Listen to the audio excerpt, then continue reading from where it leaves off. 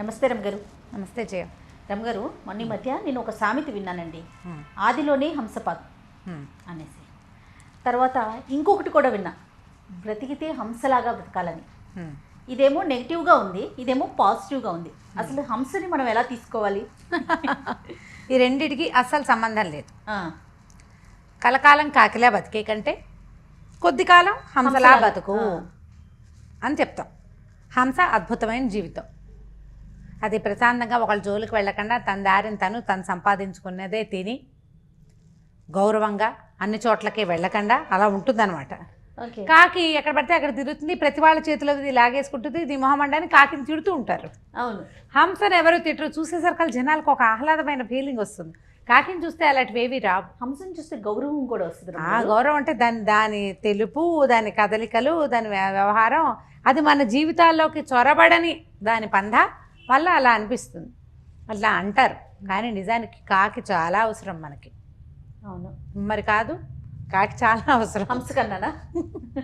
కాకులు లాంటి పక్షులు పెద్ద పెద్ద మహావృక్షాలు పెరగటానికి పుట్టడానికి కారణం అవుతాయి. వాటి పుట్టుకలకి ఇక్కడ మర్రిపళ్ళు తింటుంది, అది ఎక్కడికో పోయి అక్కడ విసర్జిస్తుంది. ఈ వెళ్ళిన మరిగింజ అక్కడ మొలుస్తుంది. ఏది హంసకు ఉంది? అది లేదు. కాకి మనకి మరణానంతరం ఆ కాకి పిండం తినాలి అని భావిస్తాం మనం. అవును.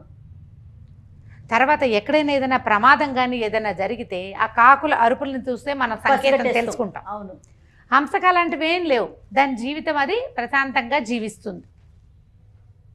ఆ దేశానికి ఉపకారం ఏమీ కాదు. అయితే కాకిని హంసని పక్కకు పెడితే ఈ హంసపాదు అని చెప్తామా, ఇది హంసపాదం కాదు, హంసపాదు అంటే ఏమిటంటే ఇంటు గుర్తు. ఇప్పుడు మనం ఏదైనా ఒకటి రాసాం, ఒక సెంటెన్స్ రాసాం, ఏమిటి, రాముడు రావణాసురుడిని సంహరించాను. నీ బదులు కీ రాసామనుకో మనం పొరపాటున, రావణాసురుడికి అని రాస్తే కీ తప్పు. అందుకని ఏం చేస్తాం, కింద ఒక ఇంటూ లాగా పెట్టి పైన నీ రాస్తాం. ఈ ఇంటూని అది ఎట్లా ఉంటుంది, హంసపాదం లాగా ఉంటుంది సాధారణంగా మనం పెట్టే ఇంటూ, ఆ గుర్తు. మనం మొదట పెట్టాం, రామాయణం మొదలుపెట్టి మొదటి వాక్యంలోనే తప్పులు వస్తే కిందో ఇంటూ పెట్టి పైన పదం రాస్తాం. పేజీ అంతా అలాగే రాస్తే ఏమైనా బాగుంటుందా?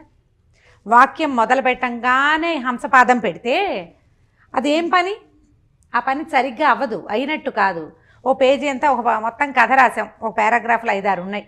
ప్రతి పారాగ్రాఫ్లోనూ ఉండే అన్ని వాక్యాల్లోనూ హంసపాదాలు కింద ఉంటే పైది చూడ్డానికి బాగుంటుందా? హంసపాదం ఉంది అంటే ఇంకా ఆ మ్యాటర్ తప్పు అని అర్థం. తప్పుల తడక, దాన్ని సరి చేసుకున్నట్టు. ఇప్పుడు మనం ఒక పని మొదలు పెట్టంగానే ఇంటూ కొట్టినట్టు సరి చేసుకోవాల్సి వచ్చింది అనుకో, ఈ ఇంటూ ఎందుకు పెడతాము? సరి చేసుకోవటం కోసం. అవును అవును.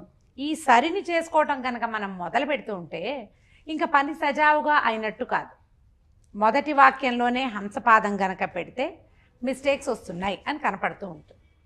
ఈ హంసపాదం దాని పేరు ఇప్పుడు మనం ఇంటూ అని, ప్లస్ అని, మల్టిప్లికేషన్ అని పేర్లు చెప్పేసుకుంటున్నాం. వీటిని మన చిన్నప్పుడు, మా తాతలు చిన్నప్పుడు ఎలాంటి పదాలు వాడేవాళ్ళు?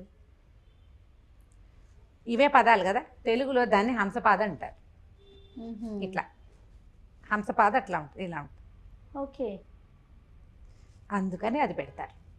ఈ హంసపాదుకి ఆ హంసపాదానికి చాలా తేడా ఉంది. మనం ఏంటంటే తెలుగు భాష దాదాపుగా మన జీవితాల్లోంచి పక్కకి వెళ్ళిపోయి ఏదో మాట్లాడుకునే భాషగానే ఉంది, కానీ ఇలా పర్టికులర్ పడికట్టు పదాలు మనకి తెలియకుండానే పోతున్నాయి. ఈ తెలియకపోవటం వల్ల ఈ కలకాలం కాకి చిరకాలం హంస నుంచి హంసపాదానికి కలుపుకుంటున్నాం. Okay okay. సో మొట్టమొదటే మనం తప్పులతో మొదలు పెట్టకూడదు.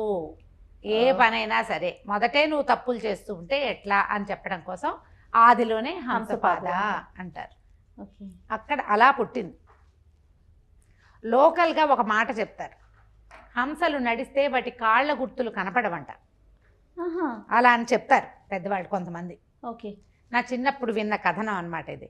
మామూలుగా కాకి, పిచ్చిక, కోళ్ళు అవి కాళ్ళు పెడితే వాటికి కాళ్ళ గుర్తులు ఉంటాయి. దీనిది గుర్తుండదు. దీనికి ప్రింట్ ఉండదు. అది ఆ కాలు తీసేటప్పుడు ఆ మట్టిని, ఇసుకని కొంచెం ఇట్లా వెనక్కి తోస్తుంది, గుర్తు కనపడకుండా పోతుంది. బాగా కనపడదు. కనపడకపోతే నువ్వు మొదలుపెట్టిన పని మొదటే కనపడదు అంటే ఏమిటి, సరిగ్గా ఎలా అవుతుంది అది? అందుకని కూడా ఇలా అనేవాళ్ళని అంటారు. ఓకే. కానీ ఈ హంసపాదు అనేది ఈ ప్రింటింగ్ రోజుల నాడే మొదలైందని ఒక ప్రత్యేక కథనం. ఓకే. దాన్ని మన హంసపాద అంటాం. ఈ ఇంటూ పెడతాం కదా, కింద ఇలా కొట్టి పైన రాస్తూ ఉంటాం. ఆ ఇంటూ పేరే హంసపాద. కాబట్టి తెలుగు సామెతల్ని పాత వాటిని కొత్త వాటిని కలుపుకోకూడదు. ఆ రెండిట్లలో ఏదో ఒక తేడా ఉంటుంది. అందులో ఉన్న తేడా ఇది. ఏ పనైనా మొదలు పెట్టేటప్పుడు ముందే ఒక క్లారిటీ తోటి స్టార్ట్ చేసుకో. ముందే తప్పులు దాన్ని సరి చేసుకోవటము, తుడిపి రాయటము అవి చేసేసరికి ఆ పేజ్ చూస్తేనే తప్పులు కనపడతాయి. ఏదోలా అనిపించేసి ఇప్పుడు ఒక సెంటెన్స్ కింద ఇంటూ క్లియర్గా కనపడుతుంది చూడు, అవును, తప్పులు కనిపించేస్తూ ఉంటాయి. అందుకని అలా చెయ్యొద్దు. ఆదిలోనే మన జీవితంలో అయినా కూడా అలానే ఉండాలి, అంతే కదండి దాని అర్థం. అంతే. ఎటువంటి తప్పులు లేకుండా జాగ్రత్తగా మీరు ప్రయాణం సాగించండి, ముందుగానే ఆలోచించుకొని. ఇప్పుడు సామెతలు ఎందుకు పుడతాయి జయ? మనని కరెక్ట్ చేయటానికి. అవును, అన్నీ కూడా అంతే. మన ముందు పెద్దవాళ్ళు చెప్పే వాక్యాలన్నీ కూడా జీవితంలో కరెక్షన్ కోసం. ఈ ఆదిలోనే హంసపాద అనేది ఒట్టిగా కేవలం వాక్యాలకి రాసేదానికి పరిమితం చేసుకోకూడదు. అదేంటంటే లైఫ్లో కూడా ఏదైనా మొదలు పెట్టేటప్పుడు ఇవాళ రేపు చూడు, తొందరగా మాట్లాడుకోవడం, దాన్ని ప్రేమలోకి దించేయడం, తర్వాత వివాహాలు చేసేసుకోవడం, తర్వాత సెపరేషన్ అయిపోవడం, ఉద్యోగం అని ఫలానా కోర్సు అని గబగబా అందులో చేరిపోవడం, అది అయ్యాక దానికి డిమాండ్ లేదని మానేసి ఇంకో దాంట్లోకి వెళ్ళిపోతూ ఉంటాం. వ్యాపారం ఏదో ఉత్సాహంతో వాళ్ళందరికీ డబ్బులు వచ్చినాయి నాకు వస్తాయని దిగటం, అది సరిగా లేపటం, మళ్ళీ కరెక్షన్స్. ఈ ఆల్ టైమ్ కరెక్షన్స్ చేసుకోకూడదు. ఇలా సాధారణమైన సామెతగా వినపడే ప్రతి విషయాన్ని మనం లైఫ్కి అప్లై చేస్తే ఎక్కువ విషయాలు అక్కర్లా, ఎక్కువ సామెతలు అక్కర్లా. మనకి ఒక 4-5 సామెతలతోటే మన జీవితం సెట్ అయిపోతుంది. కాదు రమ్మగారు, కొన్ని సరి చేసుకోగలుగుతాం. ఒకవేళ తప్పు వచ్చినా వెనక్కి వెళ్ళి దాన్ని సరిదిద్దుకొని మళ్ళీ ముందుకు వెళ్ళగలుగుతాం. కొన్ని చేసుకోలేకపోతాం, చూసారా, జీవితాంతం ఇబ్బంది అలాంటి వాటితో. అలాంటప్పుడు లైఫ్ టైం వేస్ట్ అయిపోతుంది, సమయం వృధా. ఒకవేళ డబ్బు ఇన్వాల్వ్ అయితే డబ్బు వృధా. అది మీ ఫ్రెండ్స్ గురించి సర్కిల్ ఇన్వాల్వ్ అయితే మీ పరిచయాలన్నీ పాడైపోతాయి. అందుకని ఏం చేయాలి? బాగా ఆలోచించుకుని దిగాలి. ఏ పనైనా సరే స్టార్ట్ చేసిన 2వ రోజు నుంచి కరెక్షన్స్ మొదలు పెట్టద్దు. ఇవి వస్తాయేమో ఈ సమస్యలు ముందుగానే ఊహించుకోవాలి. అందుకని ఏం చేసాము, ఫెయిర్ పేజీ, చిత్తు పేజీ 2 పేజీలు రాస్తాం మామూలుగా. అవును, ఒక కథలు పంపించాలంటే ముందు చిత్తుగా రాసేసుకుంటాం. రాసుకున్నాక మ్యాథ్స్ క్యాలిక్యులేషన్స్ కూడా అంత ఎడాపెడా రాసేస్తాం పేపర్ నిండా. మనం ఫెయిర్గా రాసేటప్పుడు ఏం చేస్తాం, వితౌట్ మిస్టేక్స్ రాయాలనుకుంటాం కదా, నీట్గా ప్రజెంట్ చేయాలనుకుంటాం. లైఫ్లో కూడా అంతే. చిత్తు ప్రతివాడికి ఉంటుంది. ఎంత క్యాలిక్యులేటర్కైనా చిత్తు లేకుండా కుదరదు. పక్కన రాసుకుంటాం. నోట్ బుక్ ఉండాల్సిందే కదా, రఫ్ బుక్ ఉండాలి కదా. చిత్తు అంటే దాన్నే రఫ్ నోట్ బుక్నే మనం చిత్తండి. మంచి తెలుగు పదం వాడుతున్నాను. చిత్తు కాపీ, మంచి కాపీ, 2 కాపీలు ఉంటాయి ప్రతివాడికి. అవును, ఈ చిత్తుని ఎప్పుడైనా వన్స్ ఇన్ వైల్ ప్రదర్శించవచ్చు, నేను ఇంత కష్టపడ్డాను అని. బట్ మనం జనానికి చూపించేదే చిత్తుగా ఉండకూడదు. జీవితం అట్లా ఉండద్దు. హంసపాదాలు పెట్టకండి జీవితంలో. ఎప్పుడు ఒక్కోసారి పడిపోతూ ఉంటాయి వాటంతటవి. కానీ నువ్వు ప్లాన్ చేసుకునే అవకాశం ఉన్నప్పుడు చిత్తుగా రాయకూడదు. దాన్ని హంసపాదాలు పెట్టకుండా ఫెయిర్గానే చెయ్యండి ప్రతిదీ. అవునండి, వెనక్కి వెళ్ళి కరెక్షన్ మొత్తం చూసుకున్నాక అబ్బో ఇదొకటి తప్పు వచ్చిందని మళ్ళీ ఒక ఇంటి కొట్టి మళ్ళీ ఆ కీ బదులు కానో, నా బదులు నువ్వునో రాయకూడదు. కాదు రమ్మగారు, ఒక 10 మెట్లు ఎక్కేశాక ఆలోచిస్తే పర్వాలా.